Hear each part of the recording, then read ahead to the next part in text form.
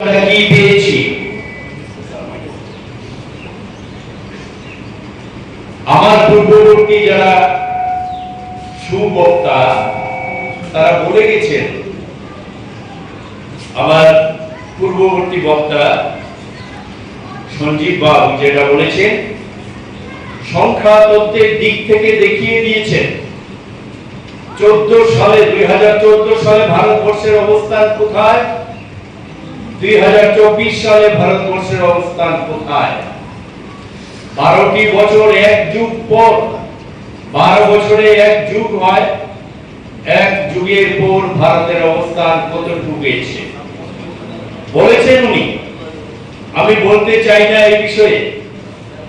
একটা জিনিস লক্ষ্য করুন, মোদী সরকার, বিজেপি সরকার বা এনডিএ সরকার, আপনারা জানেন 14 সালে এসেছিল, 26শে মে আমাদের ভারতের যশস্বী প্রধানমন্ত্রী নরেন্দ্র মোদী প্রথমবারের মতো তিনি শপথ গ্রহণ করে প্রধানমন্ত্রীর পদে অধিষ্ঠিত হন।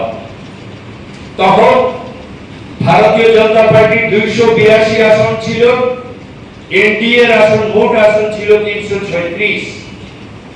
তারপর দ্বিতীয়বার 2019 সালে আবার 303 আসন নিয়ে বিজেপি প্রতিষ্ঠিত হয়, এনডিএর মোট আসন সংখ্যা ছিল 353। তারপর তৃতীয়বারের মতো মোদী 3 সরকার, এনডিএ জোট, সেখানে 240টি বিজেপির সিট আসন সংখ্যা, মোট 293 এনডিএ সহ। এই যে তিনবারের মোদী সরকার, তারা কি পরিবর্তন আনলেন? আমরা যদি বলি বিশ্বাস, বিকাশ, জনকল্যাণ, এই তিনটা দিক থেকে আমি আলোচনা করতে চাই। জনকল্যাণের দিকটা খুব সুন্দর করে বলা হয়ে গেছে, আমি বিশেষ কিছু বলতে চাই না, আমি বিশেষ কিছু বলবো না। জাস্ট যেটা বলেছেন সঞ্জীব বাবু, আপনারা লক্ষ্য করেছেন, ফিগার লক্ষ্য করার জন্য আমি বলছি না, মেমোরি বেশি খাটাবার প্রয়োজন নেই। জাস্ট আপনি কম্পারেটিভ এস্টিমেটটা দেখবেন যে আগে কি ছিল এখন কি হয়েছে, যেগুলোর আগে নেই সেগুলো সম্পর্কে আইডিয়া করবেন যে কতটুকু বিস্তৃত মোদী সরকারের কাজকর্ম।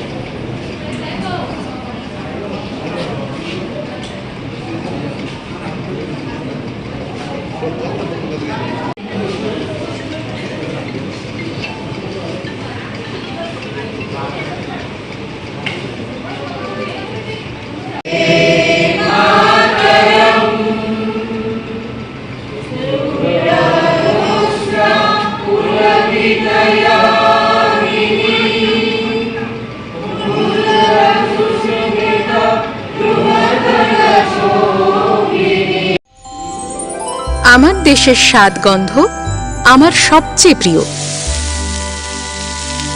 আমার জয় যেমন দেশের জয়, দেশের আনন্দ মানে আমার আনন্দ। লংতরাইয়ের গুঁড়ো মশলা হোক বা সর্ষের তেল, আমার দেশের প্রোডাক্ট। আর সেই লংতরাই দিয়ে রান্না যখন খাই তখন পাই দেশের স্বাদের আনন্দ।